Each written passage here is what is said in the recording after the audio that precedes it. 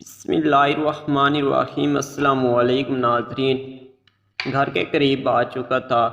میں نے bike main road سے اپنی گلی کی طرف موڑ لی۔ لگتا تھا کہ لائٹ گئی ہوئی ہے، کیونکہ گلی میں اندھیرا تھا اور گھروں سے جنریٹر کے چلنے کی آوازیں آ رہی تھی۔ اچانک ایک نقاب پوش بائک کے ایک دم سامنے آ گیا۔ میں نے گھبرا کے بریک لگائی اور اس سے قبل کہ میں کچھ سمجھ پاتا، اس نے بائک کے قریب آ کر پستول میری گن پٹی سے لگا دیا اور آواز کو دباتے ہوئے بولا، موبائل نکالو۔ میں نے فوری طور پر نتائج کی پرواہ کیے بغیر اس کو زور کا دھکا دیا اور وہ جو بائک سے چپک کر کھڑا تھا اس فوری ری ایکشن کے لیے شاید تیار نہ تھا، لڑکھڑا کر زمین پر گر گیا۔ میں نے اس کو جا لیا اور 3-4 تھپڑ کس کس کر لگائے۔ اس کے ہاتھ سے پستول گر چکا تھا۔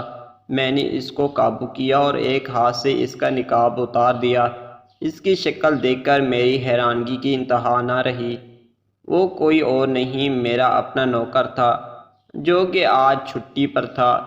میرے غصے کی انتہا نہ رہی، میں چیخ پڑا، احساس فراموش، مجھے شک تیری آواز سے ہی ہو گیا تھا۔ تو نے جس گھر کا نمک کھایا ہے وہی نمک حرامی کی۔ ہم تجھ سے حسن سلوک سے پیش آتے تھے، تنخواہ کے علاوہ بھی وقتاً بے وقت تیرے کام آنے کی کوشش کی، اور تو نے اس کا یہ صلہ دیا کہ پستول لے کر آ گیا۔ اس کی شکل رونے والی ہو گئی۔ نہیں صاحب، وہ پستول نکلی ہے، آپ خود چیک کر لیجئے۔ میں نے غصے سے پوچھا، تو پھر اس حرکت کی کیا ضرورت تھی؟ اگر پیسوں کی ضرورت تھی تو مجھ سے زیادہ بیگم صاحب سے کہنا چاہیے تھا۔ اب چلو سیدھے تھانے۔ وہ گھبرا کر بے اختیار بول پڑا، نہیں نہیں صاحب، تھانے مت لے جائیں، یہ حرکت میں نے بیگم صاحب کے کہنے پر ہی کی ہے۔ کیا؟ میرے سر پر گویا حیرت کا آسمان گر پڑا تھا۔ وہ رونی صورت بنا کر بولا، جی ہاں صاحب، بیگم صاحبہ نے بولا تھا۔